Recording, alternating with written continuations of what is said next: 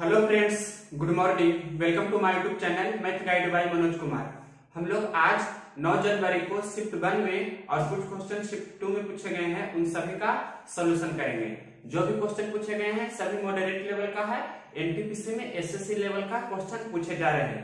तो जो पहले ज्योमेट्री क्वेश्चन पूछे गए हैं और त्रिकोणमिति से पहले उसका सोल्यूशन करते हैं। टोटल 30 प्लस क्वेश्चन है। देखिए क्वेश्चन नंबर फर्स्ट ज्योमेट्री लिए है। ये डायग्राम आपको दिया गया है, इसमें A B C D E इस प्रकार से है। डीई समानांतर बीसी आपको दिया है, डीई समानांतर बीसी दिया है और एक्स का मान पूछ रहा है, ये एक्स पूछ रहा है। तो कैसे इसे बनाएंगे?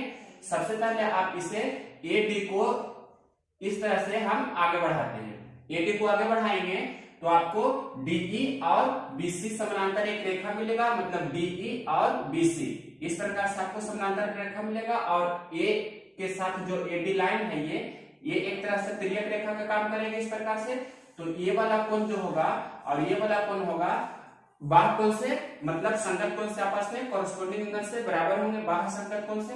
तो ये 122 डिग्री है, तो ये भी कितना होगा 122 डिग्री। अब एक नियम और यहाँ पर लगेगा कि किसी भी त्रिभुज में बाह्य कोण अंतः सुदूर कोणों के योगफल के बराबर होता है। मतलब इस प्रकार से अगर कोई ये बाह्य कोण है बाई और ये कोण x है और ये कोण z है, तो यहाँ पर क्या होता है x प्लस जेड बराबर बाई। यहाँ पर आप जानते हैं x प्लस जेड बराबर बाई, मतलब ये दोनों कोणों का योगफल बराबर इसके होता है बराबर में। तो 122 डिग्री के बराबर होना चाहिए 38 और x का योगफल। मतलब आप यहाँ पर ऐसे लिख सकते हैं x प्लस 38 बराबर 122 डिग्री। तो x का मान कितना हो जाएगा? x बराबर हो जाएगा 122 में से आप 38 डिग्री घटा देंगे, मतलब कितना हो जाएगा? घटा दीजिए तो 8 में से 2 जाएगा तो 12 में से 8 जाएगा तो 4 हो जाएगा और यहाँ पर से 11 में से 3 जाएगा तो 8 यानी कि 84 डिग्री। ये x कितना हो गया? 84 डिग्री। मौखिक भी कर सकते हैं कि 38 डिग्री में हम कितना जोड़े कि 122 डिग्री हो जाए, तो 84 डिग्री आपका आंसर होगा। क्वेश्चन नंबर ये था आपका फर्स्ट ज्योमेट्री से। क्वेश्चन नंबर सेकंड भी ज्योमेट्री से है। इसमें देखिए आपको एक थ्योरम आना चाहिए। पूछ रहा है इसमें कि ये कोण बी सी क्यू 70 डिग्री दिया है, तो कोण ए सी बी कितना होगा? ए सी बी मतलब ये वाला कोण पूछ रहा है, इसे हम एक्स मान लेते हैं। तो इसमें एक थ्योरम होता है इस प्रकार से कि अगर जो ए बी समानांतर PQ है, ए बी समानांतर PQ प्रश्न में दिया है, तो ये कोण 70 डिग्री है, तो ये वाला कोण भी कितना होता है? 70 डिग्री होता है। और एकांतर कोण से ये जब समानांतर रेखा हो गई ये दोनों, तो ये वाला कोण 70 डिग्री है, तो ये वाला भी कोण कितना होगी? 70 डिग्री होगी। और अब एक सरल रेखा पर कितना होता है? टोटल 180 डिग्री होता है।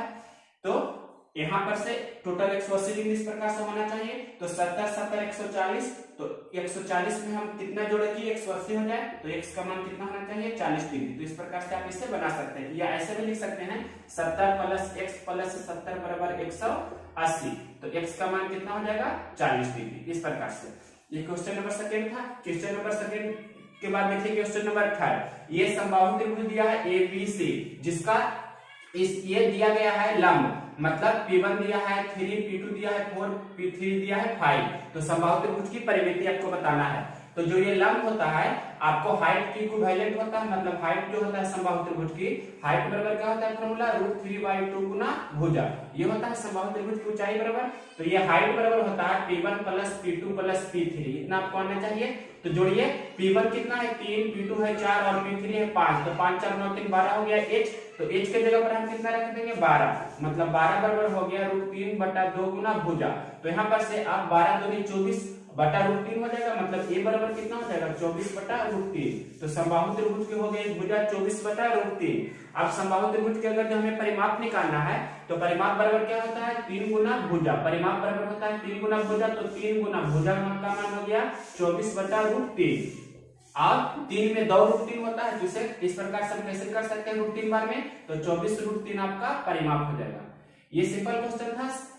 परिमिति होता है या परिमाप होता है जो सेंटीमीटर में, भुजा की लंबाई सेंटीमीटर में, क्षेत्रफल होता है जो सेंटीमीटर स्क्वायर में या वर्ग मीटर में। तो क्वेश्चन नंबर 3 के बाद देखिए क्वेश्चन नंबर 4। देखिए क्वेश्चन नंबर 5 बोल रहा है कि इस प्रकार का हाइट एंड डिस्टेंस का एक क्वेश्चन था और ये क्वेश्चन था। हाइट एंड डिस्टेंस का 2 क्वेश्चन था। तो इसमें बोल रहा था कि कोई मीनार है ए बी और मीनार के आधार से मीनार के एक ही तरफ 2 बिंदु पी और क्यू है। तो दोनों बिंदु की दूरी क्रमशः 18 मीटर और 32 मीटर इस प्रकार से है। तो इस मीनार की ऊंचाई आपको निकालना है और जो कोण बन रहा है कोण थीटा, तो 90 माइनस थीटा, मतलब ये है जो इसे बोलते हैं क्या, पूरक कोण है। मतलब वे एक दूसरे के पूरक है। पूरक मतलब होता है दोनों कोणों का योगफल 90 डिग्री होना चाहिए। इस प्रकार से प्रश्न में लिखा था। तो यहाँ पर से आपको h निकालना है। तो h बराबर क्या होता है, जब कोण पूरक हो तो h बराबर होता है, अगर जो यहाँ की लंबाई a है और यहाँ से यहाँ की लंबाई अगर जो b है तो h बराबर होता है रूट ए बी, मतलब हो जाएगा रूट 18 गुना 32। अब इसे हल कर दीजिए तो कितना हो जाएगा, 18 गुना 32 को 18 को लिख सकते हैं 9 गुना 2 और 32 को 32 रहने दिए तो 32 दूनी कितना हो जाएगा 64। मतलब इस प्रकार से हम इसे डायरेक्ट भी लिख सकते हैं कि 9 गुना 64 और 9 का वर्गमूल 3 हो जाएगा, 64 का वर्गमूल कितना हो जाएगा 8 हो जाएगा। मतलब आपका आंसर कितना हो जाएगा 24 मीटर। तो ये 32 मीटर है, ये 18 मीटर है, तो एच कितना हो गया 24 मीटर। यही आपको ज्ञात करना था। क्वेश्चन नंबर ये कितना था 5। इसी के बाद देखिए नेक्स्ट क्वेश्चन है, ये कोई समतल जमीन है और इसके दोनों ओर मतलब 2 खंभे हैं। दोनों खंभा की आपको ऊंचाई का अनुपात पूछ रहा है। तो पहला खंभा की ऊंचाई हमने x मीटर मान लिया, दूसरा को y मीटर मान लिया और दोनों खंभे के बीच में मतलब जो ये सड़क है तो उनके बीच में जो मिडिल पॉइंट है, तो मिडिल पॉइंट से इस खंभा के शीर्ष से उन्नयन कोण और दूसरे खंभा के शीर्ष से उन्नयन कोण मतलब कितना बन रहा है 30 डिग्री और 60 डिग्री। तो आपको दोनों कोणों मतलब ये दोनों पहला दोनों खंभा है, ये दोनों खंभा का पहला और दूसरा खंभा का ऊंचाई का अनुपात पूछ रहा है। तो सिंपल है, ये बहुत ही आसान तरीका है। इसमें tan cos sin कुछ भी लगाने की जरूरत नहीं पड़ेगी। देखिए ध्यान से, 1:1 है, इसका मतलब इतना दूर की लंबाई अगर जो 1 यूनिट है तो इतना दूर की लंबाई भी कितना है 1 यूनिट है। इसका मतलब आप समझते हैं बराबर बराबर का मतलब ये 5 तो ये भी 5, ये 10 तो ये भी 10 है। इस प्रकार से मिडिल पॉइंट मध्य बिंदु होता है। तो देखिए इस त्रिभुज में अगर जो देखें छोटा ट्रायंगल में तो 30 डिग्री है, तो 30 डिग्री के साथ वाले भुजा को निकालने के लिए क्या करते हैं, जैसे ये हमने आपको बेसिक में बताया था कि यहाँ पर 30 डिग्री है और ये x है, तो ये कितना होता है √3 गुना x। तो ये वाला भुजा हम लिख सकते हैं, ये x है तो ये कितना हो जाएगा √3 गुना x। उसी प्रकार से ये कितना होगा, जो देखिए ये y है और ये 60 डिग्री है, तो 60 डिग्री के साथ भुजा को निकालने के लिए क्या करते हैं √3 से डिवाइड करते हैं। तो ये हो जाएगा y बटा √3। इस प्रकार से हो गया। मतलब अब आपको ये प्रश्न में बोल रहा है कि ये मिडिल पॉइंट है तो ये दोनों लंबाई आपस में बराबर है। 1:1 का अर्थ होता है बराबर ही, मतलब √3x बराबर कितना है y बटा √3। इस प्रकार से आपको क्रॉस मल्टीप्लिकेशन अगर जो कर देंगे तो √3 गुना √3 मतलब 3x हो जाएगा बराबर y। तो x अनुपात y यहाँ से कितना हो जाएगा 1:3। इस प्रकार से आप इसे तुरंत बना सकते हैं। सिंपल क्वेश्चन है, इसमें कुछ नहीं रखा है। अगर जो आप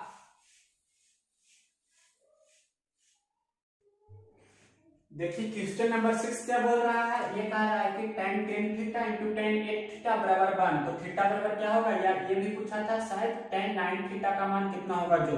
तो देखिए ऐसे प्रश्न को कैसे बनाते हैं, आपको रूल बताए थे कि tan a into tan b बराबर अगर जो 1 है तब a और b जोड़कर कितना होता है a प्लस b बराबर होता है 90 डिग्री। तो यहाँ पर 10 थीटा और 8 थीटा को जोड़ेंगे, मतलब 10 थीटा प्लस 8 थीटा तो कितना होगा इतना बराबर 90 डिग्री। तो 10 8 18 थीटा बराबर हो गया 90 डिग्री।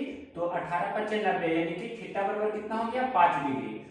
थीटा का मान तो पूछता तो आपका 5 डिग्री ऐसा हो जाता, लेकिन पूछ रहा है tan 9 थीटा। तो tan 9 थीटा का मतलब कितना हो गया 9 गुना 5 मतलब कितना tan 45 डिग्री, और tan 45 डिग्री का मान आप जानते हैं 1 होता है।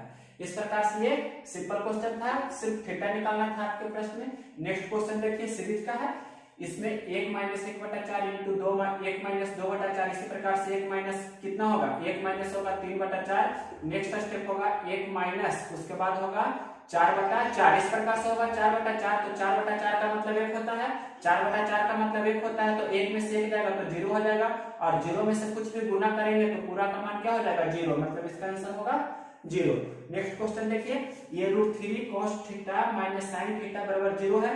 तो √3 cos थीटा बराबर क्या हो जाएगा माइनस sin थीटा उस तरफ हो जाएगा तो प्लस sin थीटा हो जाएगा, और cos थीटा इधर गुना में है तो बराबर किस तरफ जाएगा तो क्या हो जाएगा बटा में, यानी कि √3 बराबर हो जाएगा sin थीटा बटा cos थीटा। तो sin थीटा बटा cos थीटा को tan थीटा बोलते हैं हम, और tan में किसका मान होता है √3, तो tan 60 डिग्री का मान होता है √3, तो यहाँ पर हम लिख सकते हैं tan 60 डिग्री, यानी कि थीटा का मान यहाँ से कितना चला आया 60 डिग्री, या आप बाई ऑप्शन भी चल सकते हैं। तो यहाँ पर 60 डिग्री रखेंगे तो cos 60 का मान होता है 1/2, तो 1/2 का क्यूब, 1/2 का क्यूब, फिर माइनस यहाँ पर sin 60 कितना होता है √3/2, तो √3/2 का क्यूब। अब यहाँ पर से 1/2 का क्यूब कितना होता है 1/8, मतलब √3/8 लिख सकते हैं, या √3 गुना 1/8 भी लिख सकते हैं, माइनस √3 का क्यूब कितना होता है 3√3 और 2 का क्यूब 8। तो यहाँ पर से हम घटाएंगे तो कितना होगा 1√3 में से 3√3 घटा देंगे तो कितना हो जाएगा माइनस 2√3/8, और इसे कैंसिल कर देंगे तो 2 चौके 8, तो आंसर हो जाएगा आपका -√3/4। ये सिंपल सिंप्लीफिकेशन का था, सिर्फ यहाँ पर से थीटा 60 डिग्री निकालना था और इसमें 60 डिग्री रखना था। अब देखिए ये 10th क्लास 9th क्लास में है, रेकरिंग का क्वेश्चन 0.037, तो 60 पर रेकरिंग है, तो इसे आपको P/Q के रूप में लिखना है, P/Q के फॉर्म में बनाना है। तो कैसे इसे बनाते हैं, जो भी अंक लिखा रहता है, जैसे यहाँ पर अंक कितना है 037, मतलब खाली सिर्फ 37 भी लिख सकते हैं, में से कितना घटाना है, जिस पर रेकरिंग नहीं रहता उसे घटाना है, तो 7 पर रेकरिंग है तो उसे इस तरह से ढाप देंगे, और जो जिस पर रेकरिंग नहीं उसे घटा देंगे, मतलब 0.3 घटाएंगे, और जिस पर रेकरिंग है 1 अंक पर रेकरिंग है तो उसके बदले में 1 9 देंगे, और जिस पर रेकरिंग नहीं है उसके बदले में 0 देंगे, मतलब कितना हो जाएगा 37 में से 3 घटाइएगा तो हो जाएगा कितना 34/900, तो 34/900 या 17 कितना हो जाएगा 450 आपका आंसर। नेक्स्ट क्वेश्चन देखिए, सिंपल है, इसमें भी कुछ नहीं करना है, उसी प्रकार से 53 37 है, इसमें से कितना घटेगा 53 घटेगा, क्योंकि इस पर रेकरिंग नहीं है तो 53 को घटाया, और 2 अंक पर रेकरिंग है तो 2 9 लिखेंगे, और ये 2 पर रेकरिंग नहीं है तो 2 0 लिखेंगे। अब इसे घटा दीजिए तो 7 में से 3 जाएगा तो 4, यहाँ पर से 8 हो जाएगा और 52 हो जाएगा, तो 52 84/99 इसका आंसर होगा। बस सिर्फ सिंप्लीफिकेशन का है। नेक्स्ट क्वेश्चन देखिए सिंप्लीफिकेशन वाला, क्वेश्चन नंबर 11 देखिए, क्वेश्चन नंबर 11 बोल रहा है कि 1.5 kg केक को 10 लड़कियों में बांटना है, तो प्रत्येक लड़की को कितना केक मिलेगा। 1.5 kg केक है, 10 लड़की में बांटना है, मतलब 10 लड़की में बांटना है, 10 गर्ल्स में आपको बांटना है कितना 1.5 kg केक बांटना है। 1.5 kg है केक, तो 1.5 kg का मतलब इसे अगर हम ग्राम में बदल दें तो 1 kg में 1000 ग्राम, तो इसमें हम 1000 से अगर गुना कर देंगे तो 1.5 गुना 1000 मतलब कितना हो जाएगा, इसे हम लिख सकते हैं 1500। इस प्रकार से 2 0 या दशमलव हटाइएगा तो 1 0 कैंसिल हो जाएगा, डायरेक्ट आप समझते होंगे इतना ग्राम हो गया, यानी कि 1.5 kg को लिख सकते हैं 1500 ग्राम, यानी कि 10 लड़की को मिल रहा है 1500 ग्राम, तो प्रत्येक मतलब एक लड़की को कितना मिलेगा 1 गर्ल्स को, तो 1500 ग्राम में भाग दे देंगे कितना से 10 से, यानी कि प्रत्येक लड़की को कितना हिस्सा मिलेगा 150 ग्राम। इस प्रकार से आपका प्रत्येक लड़की का हिस्सा केक का कितना होगा 150 ग्राम, ये आपका आंसर होगा। नेक्स्ट क्वेश्चन देखिए क्वेश्चन नंबर 12, ये 12 नंबर क्वेश्चन बहुत ही सिंपल है। इसमें लिखा गया है कि 2400 रुपया का 9% वार्षिक ब्याज की दर से 3 वर्ष में कितना रुपया हो जाएगा। हो जाएगा का मतलब होता है मिश्र धन, तो मिश्र धन आपसे पूछ रहा है। मूलधन आपके प्रश्न में कितना दिया है, मूलधन दिया है 24,000 रुपया इस प्रकार से, और टाइम दिया है आपके प्रश्न में 3 वर्ष, और रेट दिया है आपके प्रश्न में, रेट दिया है आर जिसे बोलते हैं, ये दिया है आपको 9%, तो अमाउंट कितना होगा मतलब मिश्र धन कितना होगा जो पूछ रहा है। बहुत ही सिंपल क्वेश्चन है, ये एसआई पर है, प्रश्न दिया है एसआई की दर से, रेट है जो किस पर है एसआई पर है, एसआई पर है आपका ये रेट, मतलब साधारण ब्याज पर। तो साधारण ब्याज क्या होता है, रेट इंटू टाइम होता है, मतलब नोट दिया कितना 27% हो जाएगा ब्याज, 27% ब्याज हो जाएगा, तो या ऐसे भी लिख सकते हैं कि अगर जो मूलधन है 100% तो ब्याज कितना हो गया, नोट दिया 27%, तो अमाउंट कितना हो जाएगा, मिश्रधन बराबर होता है मूलधन प्लस ब्याज, यानी कि प्रिंसिपल प्लस सिंपल इंटरेस्ट, तो यहाँ पर से 100 प्लस 27 यानी कि 127% हो जाएगा आपका मिश्रधन। तो डायरेक्ट प्रश्न में बना सकते हैं, इसमें कुछ भी करने की जरूरत नहीं है, मतलब शॉर्टकट आपको बता रहे हैं, फिर डिटेल से भी कर सकते हैं। देखिए प्रश्न में मूलधन क्या है कितना 24,000, और रेशियो में मूलधन कितना होता है 100, आपको निकालना है मिश्रधन, तो गुना कितना करेंगे 127 से, इसे आप हल कर दीजिए, यही आपका आंसर हो जाएगा। 240 गुना 127 करेंगे जो, या आप ऐसे भी लिख सकते हैं कि चूंकि 100 रेशियो का वैल्यू या 100% का वैल्यू आपके प्रश्न में दिया है 24,000 रुपया, तो 1% का वैल्यू कितना होगा 24,000 बटा 100 होगा, इसी प्रकार से आपको निकालना है मिश्र धन, मतलब 127% का वैल्यू कितना होगा, तो 127% का वैल्यू होगा 24,000 बटा 100 गुना 127। इसी चीज को शॉर्टकट में हम ऐसे लिखते हैं, आप यही यूज कीजिएगा।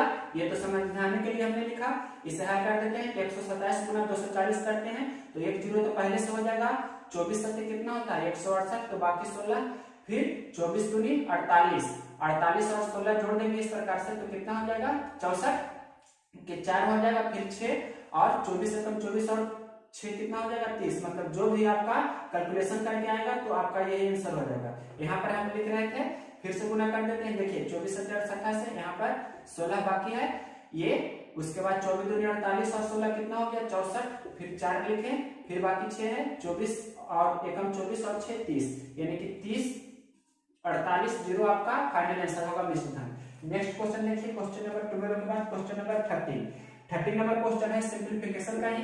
ये लिखा है x प्लस वाई का whole square minus x minus y का whole square upon x y. तो आप जानते हैं a प्लस बी का whole square minus a minus b का होल स्क्वायर बराबर कितना होता है 4xy, और नीचे में है xy, तो xy से xy कैंसिल होगा तो आपका आंसर कितना हो जाएगा 4। ये 4xy कैसे होता है वो आपको आना चाहिए। x प्लस वाई का होल स्क्वायर फॉर्मूला होता है x square plus y square plus 2xy, और माइनस x माइनस वाई का होल स्क्वायर का होता है x square plus y square minus 2xy। अब देखिए माइनस अंदर जाएगा तो minus x square minus y square होगा, और माइनस माइनस प्लस 2xy, तो minus x square plus x square minus y square plus y square plus 2xy plus 2xy plus 4xy हो गया, नीचे xy था, xy से xy कैंसिल होगा, इस प्रकार से 4 आपका आंसर होगा। नेक्स्ट क्वेश्चन देखिए, ये क्वेश्चन नंबर 12 था, ये क्वेश्चन नंबर कितना है 13। अब क्वेश्चन नंबर देखिए 14 नंबर क्वेश्चन है, ये सिंप्लीफिकेशन का है, इसे आपको बता देते हैं। लिखा गया है 0.3 प्लस 0. फिर डबल जीरो है, उसके बाद 356 है, फिर लिखा है प्लस 56.3255। इसे आपको ऐड करना है, तो आप सिंपल एडिशन भी कर सकते हैं इस प्रकार से कि 56.3255 है, उसके बाद कितना है 0.00356, उसके बाद है 0.3, और इसे आपको जोड़ देना है। तो ये तो 6 हो जाएगा, 0 हो जाएगा, 9 हो जाएगा, और ये 2, ये 6 और 5, इस प्रकार से आपका ये आंसर होगा। इसमें भी आप सिंपल एडिशन जैसे करते हैं उस प्रकार से बना सकते हैं। नेक्स्ट क्वेश्चन नंबर 14 देखिए, ये कह रहा है कि यदि दो संख्याओं का लसा मासा का 91 गुना है, लसा और मासा का योगफल 2760 है, तो पहली संख्या 210, तो दूसरी संख्या बताना है आपको। लसा है जो मासा का कितना गुना है, लसा है जो मासा का 91 गुना है, इस प्रकार से लिखा है प्रश्न में। तो मासा को हम अगर जो 1 मानते हैं रेशियो में, तो लसा कितना हो जाएगा 91 हो जाएगा, लेकिन रेशियो में दोनों का योगफल कितना होगा, मतलब एलसीएम प्लस एचसीएफ कितना होगा आपके प्रश्न में, तो 91 और 1 कितना हो जाएगा 92। यही 92 रेशियो का वैल्यू, मतलब लसा और मासा का योगफल आपके प्रश्न में दिया है 2760 में दिया है। तो आपको ये पता होगा, इस प्रकार से लिख सकते हैं 92 अनुपात का वैल्यू कितना है 2760, तो 1 अनुपात का वैल्यू कितना होगा 2760 बटा 92। तो यहाँ पर से आप कैंसिल कर सकते हैं, तो कैसे कैंसिल करेंगे, जो देखिए यहाँ 92 से डायरेक्ट कैंसिल हो रहा है ना, द्वितीय 6 और द्वितीय 27, मतलब 30 बार में यह डायरेक्ट कैंसिल हो रहा है, मतलब एक रेशियो का वैल्यू कितना हो गया 30, यानी कि 92 में 30 से गुना करने पर हो रहा है कितना 2760। तो एचसीएफ निकालना है, तो 1 में 30 से गुना करेंगे, मतलब 30 हो जाएगा आपका एचसीएफ, और एलसीएम कितना हो जाएगा 91 में 30 से गुना करेंगे, तो 91 गुना 30 आपका क्या हो जाएगा एलसीएम। कितना आप समझे, प्रश्न में लिखा है कि पहली संख्या 210 है, तो दूसरी संख्या बताइए। आप रूल जानते हैं ना, एलसीएम गुना एचसीएफ बराबर क्या होता है, पहली संख्या गुना दूसरी संख्या। तो एलसीएम कितना हो गया 91 गुना 30 हो गया एलसीएम, एचसीएफ कितना हो गया 30 हो गया, और पहली संख्या दिया है आपके प्रश्न में 210, तो दूसरी संख्या आप निकाल सकते हैं इस प्रकार से। तो कैसे निकालेंगे वो भी देखिए, 91 गुना 30 इस प्रकार से 30 सत्य 210 कर सकते हैं, और ये 7 से 93 91, तो 39 मतलब कितना हो जाएगा 390 हो जाएगा, जो आपका दूसरी संख्या हो जाएगा। नेक्स्ट क्वेश्चन देखिए, क्वेश्चन नंबर आपका ये बता रहे हैं सेकेंड, ये 14 के बाद 15 नंबर क्वेश्चन है। 300 से 1000 के बीच 7 से कटने वाली कितनी संख्याएं हैं। 300 से कितना है 1000 के बीच, 300 से 1000 के बीच है, इसका मतलब 300 से 1000 के बीच का मतलब क्या समझे आप, कि ये दोनों के बीच वाला लेना है ना, तो 300 को लेना है। मतलब इस प्रकार से हम अगर जो लिखे कि 300 है और यहाँ 1000 है, तो 300 को भी नहीं लेना है और 100 को भी नहीं लेना है, मतलब 1000 को भी नहीं लेना है। इसके बीच वाला जो भी होगा वही होगा। तो काउंटिंग करेंगे तो कैसे करेंगे, जो पहले पता होना चाहिए, कितना से काटने के लिए 7 से विभाज्य होना चाहिए। प्रश्न में लिखा है 7 से विभाज्य, तो 7 से विभाज्य होने के लिए सबसे पहला संख्या 300 के बाद कौन होगा, तो 7 में आप 300 से इस प्रकार से भागा देते हैं तो कितना हो जाता है 7 चौक 28, यहाँ पर 2 और 0, तो जितना बार लगता है उससे एक ज्यादा बार लगाते हैं, या आप ऐसा भी कर सकते हैं 2 बार लग रहा है तो 2 ही बार लगाइए, 7 दूनी 14, तो यहाँ पर 6 हो गया। तो ये दोनों का जो डिफरेंस होता है वो 300 में जोड़ते हैं, मतलब कितना, तो यहाँ पर हो जाएगा 300 और प्लस ये दोनों का डिफरेंस कितना होगा 7 माइनस 6, मतलब 300 और प्लस 1, तो 301 हो जाएगा, जो आपका 7 से कटने वाली सबसे पहली संख्या होगा 300 से आगे। या आप देख भी सकते हैं 7 चौक 28, 28 हो गया, तो 28 और 30 में से 28 जाएगा तो 2 और 1, मतलब 27 लग रहा है। दूसरा तरीका है 301 निकालने का कि 7 में आप 300 से भाग देंगे तो 7 चौक 28 इस प्रकार से लगाते हैं, 2 और 0, तो लग रहा है यहाँ पर 2 बार में, लेकिन एक ज्यादा बार में लगा देंगे, मतलब 27 और उल्टा घटा देंगे, मतलब 21 में से 20 इस प्रकार से घटा देंगे तो 1 हो जाएगा, और यही 1 इसमें जोड़ देना है, मतलब 300 प्लस ये इसमें जोड़ देना है, ये शेष आएगा जो 1, तो इस प्रकार से 301 आपका हो जाएगा। 2 तरीका है, जितना बार भाग लग रहा है उतना बार लगाएंगे, तो जिससे भाग दे रहे हैं और जो शेषफल आया दोनों का अंतर जोड़ेंगे 300 में, और दूसरा तरीका एक बढ़ाकर भाग लगाएंगे तो जो शेष आएगा उसी को हम 300 में जोड़ेंगे। इस प्रकार से सबसे छोटी संख्या हो गई 301, लेकिन लास्ट वाली संख्या 7 से कटने वाले कौन है, कैसे पता करेंगे, तो 7 से 1000 में आप इस प्रकार से भाग देंगे तो कितना हो जाएगा 7 एकम 7, इस प्रकार से एक बार लगाएगा, 3 और 0, फिर 7 चौक 28 लगाइएगा, 2 और 0, फिर 7 दूनी 14 लगाइएगा, तो 6 शेष बचेगा ना, तो जो यहाँ पर 6 शेष बच रहा है तो 1000 में से 6 आप घटाइएगा, तो 1000 में से ये 6 घटावेंगे तो कितना हो जाएगा 994, मतलब लास्ट जो 1000 से कम वाली संख्या है 7 से कटने वाली वो 994 है। आप भाग लगाकर देख सकते हैं, तो 7 एकम 7, 2 और 9, फिर 7 चौक 28, 1 और 4, 7 दूनी 14 हो रहा है, मतलब सबसे छोटी संख्या कितना हो गया 301। अब यहाँ लिख रहे हैं, देखिए सबसे पहला संख्या 301, फिर अगला संख्या कितना होगा 7 से कटने वाले, तो इसमें 7 जोड़ेंगे, मतलब 301 और 7 308, फिर अगला कितना होगा 308 में 7 जोड़ेंगे, मतलब 315। इसी प्रकार से लास्ट संख्या कितना होगा 1000 से कम वाला 994। ये आपको सबसे पहले लिखने आना चाहिए, अगर जब ये लिख दिए तो आपका आधा प्रश्न ये सोल्व हो गया। इसमें देखिए कैसे निकालते हैं, नंबर ऑफ टर्म्स बराबर, मतलब टोटल कितना संख्या है, तो last term minus first term बटे जो कॉमन डिफरेंस होता है सभी का, मतलब कॉमन डिफरेंस और एक जोड़ देते हैं, मतलब जितना जितना का अंतराल होता है जिसे कॉमन डिफरेंस बोलते हैं। तो यहाँ देखिए लास्ट टर्म कितना है 994, 994 में से कितना घटाएंगे 301, और कितना कितना का डिफरेंस है तो 7 का डिफरेंस है, तो बटा 7 और प्लस 1, तो 994 में से 301 घटाइए, तो 994 में से 300 घटा देंगे तो कितना हो जाएगा 694, और एक और घटा देंगे तो कितना हो जाएगा 693 बटा 7। ऐसे भी घटा सकते हैं, 4 में से 1 जाएगा 3, 9 में से 0 जाएगा तो 9, और 9 में से 3 जाएगा तो 6, और प्लस 1 ये कैंसिल कर दीजिए तो कितना हो जाएगा 7 × 63, फिर 6 और 3, फिर 7 × 63, तो 99 प्लस 1, तो 99 प्लस 1 का मतलब कितना हो गया 100, यानी कि आपका आंसर हो जाएगा 100।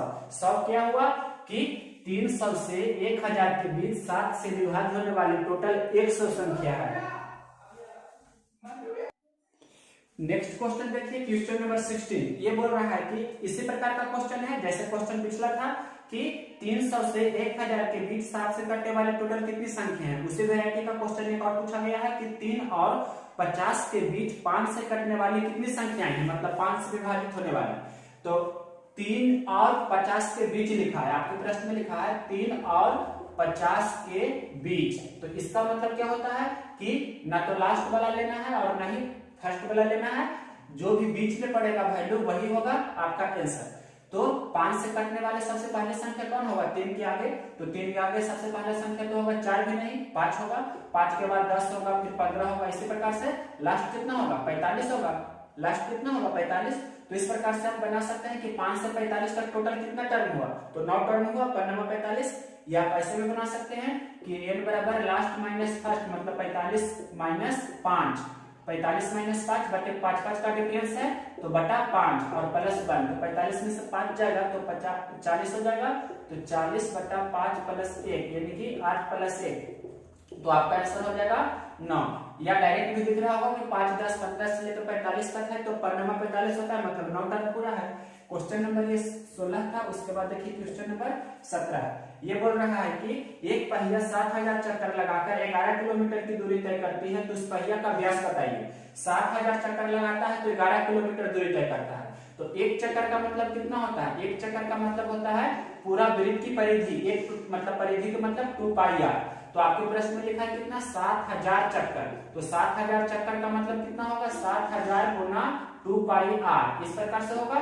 तो यही आपके प्रश्न में दिया है कि 7000 चक्कर में कितना किलोमीटर है? तो 11 किलोमीटर है। 11 किलोमीटर बराबर कितना है? 7000 चक्कर। तो 7000 गुना क्या लिखेंगे? 2 पाई का मान 22/7 लिख सकते हैं और आर लिख देंगे। 11 किलोमीटर को आप मीटर में बदलेंगे तो 11 गुना 1000 मीटर होगा। अगर जो मीटर को सेंटीमीटर में बदल देंगे तो गुना 100 से करेंगे तो यह क्या हो गया? सेंटीमीटर में। और इधर 7000 गुना 2 गुना 22/7 गुना आर है, तो जो भी आंसर आएगा आपका सेंटीमीटर में। यहाँ पर से कैंसिल कर देते हैं, 3 जीरो इस प्रकार से 1000 के लिए कैंसिल हो गया। और भी कैंसिल कर सकते हैं कि 11 दूनी इस प्रकार से 22 हो गया। और देखिए ये 7 से 7 कैंसिल हो जाएगा और 2 दूनी 4 से 25 चौके 100 इस प्रकार से कैंसिल हो जाएगा। मतलब आर बराबर कितना हो गया आपका आंसर? 25 सेंटीमीटर। तो आर क्या होगा? त्रिज्या, मतलब वृत्त की त्रिज्या हुई 25 सेंटीमीटर। तो व्यास क्या होता है? व्यास होता है त्रिज्या का दुगना, तो व्यास मतलब डी जिसे बोलते हैं तो 2r मतलब 2 गुना 25, तो कितना हो जाएगा? 50 सेंटीमीटर आपका हो जाएगा वृत्त का व्यास। नेक्स्ट क्वेश्चन देखिए, क्वेश्चन नंबर आपका ये था 17। इसके बाद क्वेश्चन नंबर देखिए 18 नंबर क्वेश्चन यहाँ बता रहे हैं। ये कह रहा है कि एक वस्तु को 15% हानि पर बेचने से 1360 रुपया में बिकता है, तो 25% लाभ पाने के लिए उसे कितना में बेचना होगा? सिंपल क्वेश्चन है। 15% हानि पर बेचते हैं तो 1360 रुपया में बिकता है। 15% हानि का मतलब कितना पर बेच रहे हैं? तो 85% पर बेच रहे हैं, यानी कि 85% का वैल्यू आपके प्रश्न में कितना दिया है? 1360। तो 1% का वैल्यू कितना होगा? 1360 बटा 85। तो प्रश्न में बोल रहा है कि 25% लाभ प्राप्त करने के लिए कितना में बेचेगा? 25% लाभ मतलब 125% पर बेच रहा है, तो 125% का वैल्यू कितना होगा? तो 1360 बटा 85 गुना 125। अगर जो शॉर्टकट में बनाते तो मात्र इतना ही आपको लिखना होता है, यही सबसे शॉर्ट अप्रोच होता है कि प्रश्न दिया है 1360 रुपया विक्रय मूल्य, तो कितना में बेचने पर यानी कि 1360 रुपया हो रहा है, कितना परसेंट पर? तो 15% हानि पर, तो 15% हानि मतलब 85% पर, और जो पूछ रहा है मतलब 25% लाभ पर, तो गुना 125 करेंगे। यही हल करेंगे आपका आंसर आ जाएगा। तो इसे हल कर दीजिए, तो 17 से कैंसिल करते हैं, 17 × 5 = 85, 17 × 8 = 36 से होता है, और ये फिर 5 से कैंसिल कर देते हैं, 25 × 5 = 25 से, तो 25 × 200 और 1 0 ये मतलब कितना हो जाएगा? 2000 रुपया में आपका बिकेगा, तभी उसे 25% का लाभ होगा। नेक्स्ट क्वेश्चन देखते हैं, क्वेश्चन नंबर 19। क्वेश्चन नंबर देखिए 19। ये बोल रहा है कि दिए गए विकल्पों में वर्ग एवं आयत से समानता किसका हो सकता है? त्रिभुज, वृत्त, समचतुर्भुज, समांतर चतुर्भुज। तो वर्ग और आयत के जैसा सिमिलर होना चाहिए। तो वर्ग और आयत के जैसा तो वृत्त नहीं होगा, त्रिभुज भी नहीं होगा, समांतर चतुर्भुज भी नहीं होगा। क्यों नहीं होगा? क्योंकि समांतर चतुर्भुज का प्रत्येक को 90 डिग्री नहीं होता, जबकि वर्ग और आयत का होता है। लेकिन समचतुर्भुज में भी प्रत्येक को 90 डिग्री नहीं होता है, चारों कोण। लेकिन एक प्रॉपर्टी कॉमन है, क्योंकि वर्ग और आयत के विकर्ण जो होता है 90 डिग्री पर एक दूसरे को समविभाजित करते हैं, और समचतुर्भुज में भी यही प्रॉपर्टी होता है। तो आपका इसका आंसर हो जाएगा समचतुर्भुज। नेक्स्ट क्वेश्चन देखिए, क्वेश्चन नंबर 20 नंबर क्वेश्चन बोल रहा है 140 ग्राम जिंक। क्वेश्चन नंबर 20 में लिखा है 140 ग्राम है जिसमें जिंक और कॉपर है। जिंक और कॉपर कितना है? जिंक और कॉपर का अनुपात आपके लिखा है 2:3। ये कितना है? 140 ग्राम है। तो यहाँ पर से आप देखिए, यहाँ पर टोटल कितना है? 3 और 2 5 ग्राम। तो 3 और 2 टोटल कितना है प्रश्न में? रेशियो में है टोटल 5 ग्राम। तो 5 ग्राम का वैल्यू आपके प्रश्न में दिया है 140। तो एक रेशियो का वैल्यू कितना होगा? 28 से गुना हो रहा है, तो कॉपर निकालना है तो 28 से गुना कर देंगे, मतलब कितना हो जाएगा? 28 या 84। अगर जो जिंक निकालना है तो कितना हो जाएगा? 28 से गुना करेंगे, मतलब 28 दूनी 56 ग्राम। सभी ग्राम में आंसर होगा, जो भी आपसे पूछ सकता है। क्वेश्चन नंबर देखिए 20 के बाद 21। ये बोल रहा है कि एक थैला में 5 काले, 8 लाल और 9 उजले गेंद है। मतलब ये कोई थैला है जिसमें लिखा गया है कि 5 काला गेंद है और 8 लाल गेंद है और 9 उजला गेंद है। इस प्रकार से ये 3 प्रकार के गेंद हैं प्रश्न में। तो टोटल गेंद कितना हो गया थैला में? 8 5 13 9 22, मतलब टोटल कितना हो गया? 22 गेंद है। ये कुल 22 गेंद आपके थैले में है। प्रश्न में बोल रहा है कि उनके उजले नहीं, एक गेंद यादृच्छिक निकाला जाता है, मतलब रैंडमली एक गेंद निकालते हैं तो उसके उजला नहीं होने की क्या प्रायिकता है? तो पहले उजला होने की प्रायिकता निकाल लीजिए और एक में से घटा देंगे। क्यों ऐसा करते हैं? क्योंकि जैसे एक पासा या सिक्का पर लेते हैं, एक सिक्का उछालते हैं तो हेड आने की प्रायिकता कितना होता है? 1/2। तो हेड नहीं आने की प्रायिकता क्या होगा? तो 1 - 1/2, मतलब 1 में से 1/2 घटावेंगे तो 1/2 होगा। यानी कि किसी भी घटना के होने की प्रायिकता और नहीं होने की प्रायिकता दोनों को जोड़कर 1 होता है। तो हम अगर जो होने की प्रायिकता निकाल लेंगे तो नहीं होने की प्रायिकता क्या होगा? 1 में से घटा देंगे। तो सेम यही कंसेप्ट यूज कर रहे हैं, मतलब उजला के मतलब यहाँ पर प्रोबेबिलिटी ऑफ व्हाइट, मतलब उजला गेंद की प्रायिकता क्या हो जाएगी? उजला गेंद को हम पहले निकालते हैं। तो टोटल कितना गेंद निकाल रहा है आपके प्रश्न में? उजला गेंद कितना है? उजला गेंद आपके प्रश्न में है 9 उजला गेंद है। तो एक गेंद यादृच्छिक निकाला जाता है, एक ही गेंद। तो एक गेंद यादृच्छिक निकाला जाता है तो 9C1 लिखेंगे या आप डायरेक्ट लिख सकते हैं 9 भी, क्योंकि 9C1 का वैल्यू मतलब 9 में से 1 चुन रहे हैं। टोटल कितना है? 22, मतलब 22C1 तो 9/22। तो 9/22 हो गया जो उजला गेंद की प्रायिकता। तो उजला गेंद नहीं, मतलब उजला नहीं होने की प्रायिकता क्या होगा? तो 1 में से आप 9/22 घटा देंगे तो 22 में से 9 घटा देंगे तो कितना होगा? 12 में से हो जाएगा, मतलब 13/22 होगा आपका जो उजला नहीं होने की प्रायिकता। ये सिंपल क्वेश्चन था। इसके बाद देखिए नेक्स्ट क्वेश्चन, क्वेश्चन नंबर आपका ये है 21। अब देखिए क्वेश्चन नंबर 22। ये बोल रहा है कि एक आदमी के पास 2150 रुपया है, उसने ए और बी को 20:23 में से बांट दिया, मतलब 20:23 में ए और बी को बांट दिया। तो 20:23 मतलब टोटल कितना हो गया? 23, 20 20 40 43, यानी कि आपके प्रश्न में दिया है 43 रेशियो का वैल्यू कितना? 2105 रुपया। तो एक रेशियो का वैल्यू कितना हो जाएगा? 2105/43। तो इसे आप भाग लगा सकते हैं। तो किस प्रकार से कितना बार में कटेगा? तो 5 बार में 3 × 5 = 15। देख सकते हैं कितना बार में कटना चाहिए। कितना लिखा है प्रश्न? 2150 लिखा है, 21 नहीं लिखा, 2150 है। तो 2150 है तो 5 बार में कैंसिल हो रहा है ना, मतलब 50 बार में कैंसिल होगा। आप 2150 में 43 से भाग देंगे तो 50 बार में लग जाएगा। तो एक रेशियो का वैल्यू 50 हो गया। प्रश्न पढ़िए, प्रश्न में बोल रहा है कि एक आदमी के पास 2150 रुपया है, उसने ए और बी को 20:23 में से बांट दिया। यदि ए और बी दोनों ने 100 रुपया दान किए तब उनका नया अनुपात क्या है? मतलब 100 रुपया दान करता है, ये भी 100 रुपया दान कर रहा है और ये भी 100 रुपया दान कर रहा है। तो ये तो निश्चित राशि 100 रुपया दिया है प्रश्न में, लेकिन यहाँ पर 1 रुपया दान कर रहा है, मतलब कितना? 50 रुपया दान कर रहा है। 1 रुपया का मतलब रेशियो में 1 दान कर रहा है, तो एक्चुअल में 50 रुपया दान कर रहा है, लेकिन प्रश्न में लिखा है कि 100 रुपया दान कर रहा है। तो 50 रुपया को 100 रुपया बनाना है, मतलब 2 से गुना करेंगे और इधर भी 2 से गुना करेंगे, यानी कि 2 रेशियो का वैल्यू होगा 100 रुपया दान कर रहा है, यानी कि 100 रुपया दान कर रहा है, मतलब 2 रेशियो का वैल्यू। तो 2 घटाएंगे, मतलब इसमें भी आपको 2 घटाना है और इसमें भी आपको 2 घटाना है। तो 20 में से 2 घटाएंगे तो 18 और 20 में से 2 घटाएंगे तो 21। अब इसका रेशियो निकालना है, मतलब जो भी निकालना है कैंसिल करके। तो 6 × 18 7 × 21, तो 6:7 आपका इस प्रकार से इस क्वेश्चन का आंसर होगा। क्वेश्चन नंबर 22 के बाद देखिए 23। क्वेश्चन नंबर 23 देखिए, ये बोल रहा है कि 10,000 रुपया CI की दर से 2 वर्ष में 121 रुपया हो जाती है। यदि इसी धन को SI दर पर समान उसी दर से दिया जाए तो कितना ब्याज कम देना होगा? मतलब CI और SI का आपसे डिफरेंस पूछ रहा है। तो ऐसे प्रश्न को कैसे बनाते हैं? प्रश्न में लिखा है कि 10,000 रुपया जो है कितना हो जाता है 2 वर्ष में। ये प्रश्न लिखा है कि 2 वर्ष में 10,000 रुपया है, 10,000 रुपया मूलधन हो गया और 2 वर्ष में कितना हो जाता है, मतलब इस धन लिखा है कि 121 रुपया हो जाता है। 121 है, हाँ 121 है। 10,000 रुपया 12,100 रुपया हो जाता है 2 वर्ष में। तो किस रेट से हो रहा है? तो 2 वर्ष दिया है तो क्या करेंगे, दोनों का वर्गमूल कर देंगे, या पहले रेशियो 2 0 से 2 0 कैसे कर देते हैं, तो कितना हो गया 100 121। तो 2 वर्ष के लिए क्या करते हैं, स्क्वायर रूट। तो 100 का वर्गमूल कितना होगा 10 और 121 का 11, तो 10 से 11 हो रहा है। तो 100 से कितना होगा, मतलब इसमें भी 10 से गुना करते हैं, इसमें भी 10 से, तो 100 से 110 हो रहा है, मतलब आपका रेट कितना है 10%। तो ये आपका रेट इस प्रकार से निकल गया। या आप ऐसे भी निकाल सकते हैं कि 1/10 और गुना 100, तो ये भी आपका निकल आ जाएगा 10%। ऐसे भी आप बना सकते हैं। तो हम रेट निकाल लिए 10%, तो 10% है 10,000 रुपया मूलधन है और टाइम कितना है 2 वर्ष। तो आपको क्या निकालना है, CI minus SI, CI minus SI निकालना है। तो CI माइनस SI निकालना है तो CI कितना हो, पहले SI कितना होगा, SI 2 वर्ष 10% के दर से कितना होगा 2 वर्ष में, तो 20% होगा, 10 दूनी 20%। और CI कितना होगा, SI तो 20% हो गया। SI बराबर क्या होता है, रेट इनटू टाइम। और CI क्या होता है, R प्लस R गुना R बटा 100। तो 10 प्लस 10 प्लस 10 गुना 10 बटा 100 मतलब ये 21% हो जाएगा।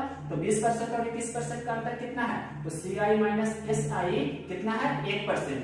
यानी कि रेशियो में, यानी कि परसेंटेज में डिफरेंस 1% का है। तो CI और SI का डिफरेंस आपको एक्चुअल में निकालना है। तो 1 मतलब 10,000 का 1%, तो 10,000 का 1% कितना होगा, मतलब 20% से कैंसिल कर सकते हैं, या ऐसे भी लिख सकते हैं कि 10,000 गुना 1/100, 2 जीरो से इस प्रकार से कैंसिल करेंगे तो 100 रुपया आपका आंसर हो जाएगा। सिंपल क्वेश्चन था। या यहाँ फार्मूला भी लगा सकते हैं कि CI माइनस SI बराबर होता है मूलधन गुना R बटा 100 का स्क्वायर। तो प्रश्न में मूलधन कितना दिया है 10,000, तो 10,000 लिखेंगे और गुना R कितना है 10, तो 10 बटा 100 का स्क्वायर। इसे हल करेंगे तो 1/10, 1/10 मतलब 100, 1/100 हो जाएगा इस प्रकार से। तो ये 10,000 लिखा गया आपके प्रश्न में, 1/10 का स्क्वायर 1/100 हो जाएगा, 2 जीरो कैंसिल करेंगे तो इस प्रकार से भी आप 100 रुपया निकाल सकते हैं। लेकिन सबसे बेस्ट यही है, बेसिक ही, कि SI के दर से 20%, CI 21%, तो डिफरेंस हो जाएगा 1% का। तो 10,000 का 1% कितना हो जाएगा 100 रुपया। नेक्स्ट क्वेश्चन देखिए, क्वेश्चन नंबर 23 के बाद क्वेश्चन नंबर 24 नंबर क्वेश्चन बहुत ही इजी है। ये कह रहा है कि एक नाव की चाल 14 किलोमीटर प्रति घंटा है, यह धारा के साथ चलती है, 28 किलोमीटर की दूरी तय करती है, तो 1 घंटा 45 मिनट मतलब पौने 2 घंटा का समय लेती है, तो धारा की चाल बताइए। तो कोई नाव है जो धारा के साथ चलती है, तो धारा के साथ नाव का चाल आपको पता होगा, धारा के साथ या धारा के अनुकूल या धारा के प्रवाह की दिशा में या अनुप्रवाह भी जिसे बोलते हैं। तो धारा के साथ नाव की चाल के लिए क्या फॉर्मूला होता है, x प्लस y। ये हो गया धारा के साथ नाव की चाल। तो चाल बराबर क्या होता है, चाल बराबर होता है दूरी बटा समय, आपको पता होना चाहिए। तो नाव की चाल, x को मानते हैं नाव की चाल और y को मानते हैं धारा की चाल, इतना आपको पता होना चाहिए। x नाव की चाल है, y धारा की चाल है, मतलब x किलोमीटर प्रति घंटा और नाव की चाल हुआ और धारा की चाल हुआ 22 किलोमीटर प्रति घंटा। तो प्रश्न में दिया है नाव की चाल 14 दिया है, तो 14 प्लस 22 लिखेंगे तो ये हो गया चाल, मतलब धारा के साथ चाल। तो कितना किलोमीटर दूरी तय कर रही है, 28 किलोमीटर। आपके प्रश्न में लिखा है 28 किलोमीटर, तो किलोमीटर रहने देते हैं, मतलब 14 प्लस 22 बराबर 28 बटा समय कितना ले रहा है, तो 1 घंटा 45 मिनट। 1 घंटा 45 मिनट को हम ब्रेक करेंगे इस प्रकार से, 1 घंटा 45 मिनट लिखा है तो इसे 1/45/60 लिख सकते हैं। तो 15 के 45, 15 चौक 60 मतलब 1/3/4 घंटा। तो ये कितना हो जाएगा 7/4 घंटा। तो यहाँ पर लिख सकते हैं 7/4, ये किलोमीटर है और ये घंटा है। अब देखिए ये क्या था, किलोमीटर प्रति घंटा इधर भी था, चार्ज जो रहता है किलोमीटर प्रति घंटा में, तो किलोमीटर प्रति घंटा से किलोमीटर प्रति घंटा कैसे भी कर सकते हैं, या आप यूनिट नहीं भी लिख सकते हैं। अब देखिए 7 चौक 28 और ये 4 ऊपर चला जाएगा, मतलब 4 चौके 16 हो जाएगा, तो 14 प्लस 22 बराबर 16 हो गया। तो 14 में कितना जोड़ के 16 हो गया, मतलब 2, तो 22 का मान कितना हो जाएगा 2, यानी कि नाव की चाल 14 किलोमीटर प्रति घंटा प्रश्न में दिया है, तो धारा की चाल कितना हो गया 2 किलोमीटर प्रति घंटा। ये सिंपल लॉजिकली क्वेश्चन था। नेक्स्ट क्वेश्चन देखिए, क्वेश्चन नंबर 5 क्या बोल रहा है, एक परिवार के 9 बच्चों की औसत आयु 14 वर्ष है, उनके दादा एवं दादी की आयु क्रमशः 71 वर्ष और 66 वर्ष है को भी शामिल कर ले तो पूरे परिवार की औसत आयु कितनी होगी। तो 9 परिवारों की औसत आयु 14 वर्ष है, तो 9 परिवारों की औसत आयु का योगफल कितना होगा, मतलब 9 परिवारों की आयु का योगफल, तो योगफल बराबर होता है औसत गुना संख्या, मतलब कितना हो जाएगा 9 गुना 14 हो जाएगा, जो 9 परिवारों के आयु का योगफल हो जाएगा। जो परिवार में 9 बच्चा है तो वो 9 बच्चों का योगफल कितना हो जाएगा आयु का, 14 गुना 9 मतलब 126। और प्रश्न में लिखा है 2 व्यक्ति को और मतलब एक्स्ट्रा ले रहे हैं, दादा और दादी को, जिनका आयु है 71 और 66 वर्ष क्रमशः, तो 71 वर्ष और 66 वर्ष। तो ये टोटल अब कितना व्यक्ति हो गया, पहले 9 व्यक्ति, 9 एक 10 व्यक्ति और एक 11 व्यक्ति। तो आपका ये आपका औसत पूछ रहा है, तो परिवार का औसत कितना होगा, औसत बराबर होता है योगफल बटा संख्या। तो योगफल हो गया 9 परिवार का, 9 बच्चा का 126, फिर दादा का 71 और दादी का 66, तो टोटल कितना हो गया 9 और एक 10 और एक 11, संख्या में हो गया तो 11 से डिवाइड करते हैं, औसत बराबर होता है योगफल बटा संख्या, इस कारण से तो ये जोड़ लीजिए, मतलब 126 में 71 और 66 को जोड़ेंगे तो 6 1 7 और 6 कितना हो जाएगा 13 के 3 बाकी है, फिर 6 7 13 2 15 1 16 फिर बाकी है और 1 1 2 तो 263 हो गया बटा कितना हो जाएगा 11। फिर से आप जोड़ सकते हैं 6 1 7 6 13 के 3 बाकी है, फिर 6 7 13 2 15 1 16 और 1 1 2 भाग दीजिए तो कितना हो जाएगा 11 दूनी 11 दूनी हो जाएगा 22, फिर 4 और 3 तो यहाँ पर हो जाएगा 43। तो लगभग में 11 जब 44 यानी कि लगभग में 24 होगा जो आपका पूरे परिवार की औसत आयु होगा, ये लगभग में होगा। क्वेश्चन नंबर देखिए 26, ये बोल रहा है कि एक टंकी में 3 पाइप एबीसी लगे हैं, कोई टंकी है जिसे भरने में 3 पाइप लगा है ए बी सी। पाइप ए है जो 4 दिन में भरता है, पाइप ए है जो उस टंकी को 4 दिन में भर रहा है, और पाइप बी है जो 2 दिन में भर रहा है, पाइप सी है जो 12 दिन में भर रहा है। सभी दिन में लिखा है, मतलब 4 दिन, ये 2 दिन और ये 12 दिन में। तो टोटल क्षमता मतलब कितना लीटर हमें भरना है टंकी को, जो पहले निकाल लीजिए तो इसका एलसीएम होता है वही टोटल होता है, तो 4 2 12 का एलसीएम 12 होगा, मतलब 12 लीटर हमें टंकी में भरना है। तो ए कितना के क्षमता से भरेगा तो 4 के 12 3 के क्षमता से, बी कितना के क्षमता से भरेगा तो 6 के क्षमता से, 2 6 12 होता है, और ये 1 के क्षमता से भरेगा। जब तीनों मिल जाएगा तो 6 3 9 और 1 10, मतलब तीनों मिलकर उस टंकी को कितना देर में भरेगी तो 12 बटा कितना हो जाएगा 10, मतलब इतना हो जाएगा आपका दिन। तो 12 बटा 10 का मतलब बोल सकते हैं कि 1.2 दिन। अगर जैसे घंटा में बदलेंगे तो एक दिन में 24 घंटा, तो यहाँ पर डायरेक्ट हम 12 बटा 10 गुना क्या कर देंगे 24, ये क्या हो जाएगा घंटा में। अब जो भी ऑप्शन घंटा में या मिनट में दिया आप कर सकते हैं, इसे कैंसिल करके क्वेश्चन नंबर देखिए ये था 26 के बाद क्वेश्चन नंबर 27, ये लिखा गया है कि 2x पर पावर 4, मतलब कि इस प्रकार से है 2x4 प्लस 7x स्क्वायर, उसके बाद लिखा है प्लस x और प्लस k, इतना का मान आपको निकालना है, इसमें k का मान निकालना है, और इसका एक फैक्टर मतलब एक गुणनखंड दिया है 2x माइनस 1, इसका एक गुणनखंड है 2x माइनस 1, तो k का मान आपको ज्ञात करना है। तो कैसे बनाते हैं इस प्रश्न को, इसका एक फैक्टर है, इसका मतलब इसमें इससे भाग देने पर पूरा पूरी लग रहा है, तो इतना बराबर 0 करते हैं, 2x माइनस 1 बराबर 0, तो x का मान कितना हो जाएगा 1/2, 2x बराबर 1 तो x बराबर 1/2, तो यहाँ पर 1/2 रखेंगे x की जगह पर और बराबर 0 करेंगे, मतलब 2 इंटू 1/2 का पावर 4 तो कितना होगा 1/16, फिर प्लस 7 गुना 1/2 का स्क्वायर 1/4, फिर 1/2 और प्लस के इतना बराबर 0। यहाँ से हल कर लीजिए तो कितना हो जाएगा 1/8, ये कितना लिख देते हैं 1/8 प्लस 7/4, ये 1/2 प्लस के। अब हर का समान करके आप बना सकते हैं, 4 दूनी 8 8 है तो यहाँ 7 दूनी 14 हो जाएगा, 2 चौके 8 तो यहाँ पर 4 से गुना करेंगे, यानी कि 14 4 18 और 1 19, तो 19/8 हो गया, यानी कि 19/8 प्लस के बराबर 0, तो के का मान कितना हो जाएगा माइनस में 19/8। इस प्रकार से आप हर समान करके एलसीएम को तुरंत बना सकते हैं। क्वेश्चन नंबर 27 के बाद देखिए क्वेश्चन नंबर 28, 3 क्वेश्चन और है, इसमें लिखा गया है, इस त्रिकोणमिति वाला प्रश्न तो सभी हमने बता दिया। इसके बाद है 3 के लगातार 4 गुणजों का योग 78 है, तो सबसे बड़ी गुणज बताइए। तो गुणजों का योग दिया है 78 आपके प्रश्न में, तो औसत निकाल सकते हैं। जैसे 4 संख्याओं का औसत है 4 संख्याओं का योगफल है 24, तो चारों संख्याओं का औसत कितना होगा, औसत बराबर होता है योगफल बटा संख्या, तो 24/4 यानी कि 6 होगा। तो प्रश्न में लिखा है 4 लगातार गुणजों का योग 78 है, तो उसका औसत कितना होगा 78/4, तो 3 के 4 गुणज, तो 3 के गुणज पहले पता होना चाहिए, 3 के गुणज कौन कौन होता है, तो 3 6 9 12 इस प्रकार से होता है, तो कोई भी लगातार हो सकता है 4, तो 4 गुणज हम इस प्रकार से लिख रहे हैं कि ये 4 गुणज है।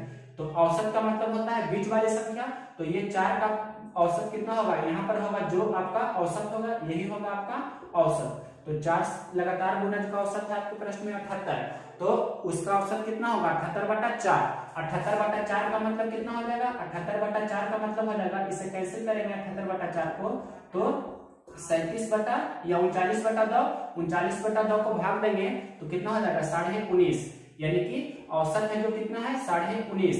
ये क्या है 3 के लगातार आपके प्रश्न में लिखा है गुणज, तो 3 के गुणज कौन कौन होता है, जो भी होता है विषम 3 6 9 इस प्रकार से, ये तो सम विषम इसमें सभी आ रहा है, लेकिन यहाँ पर 3 के 19.5 के बाद नेक्स्ट कितना होगा, तो 3 के टेबल में कितना आएगा 21 आएगा 3 का गुणज, उसके बाद नेक्स्ट कितना होगा तो 24, मतलब 3 का ही गुणज रहना चाहिए। तो 19.5 के बाद कितना आएगा 3 का गुणज, तो 3 का गुणज होगा 21, 21 के बाद कितना होगा 24, यानी कि सबसे बड़ी कितना होगा 24। इस प्रकार से बना सकते हैं। और एक बेसिक मेथड भी होता है इस प्रकार से कि पहली संख्या x मान लिया तो दूसरी संख्या x + 1, तीसरी संख्या x + 2, चौथी संख्या x + 3।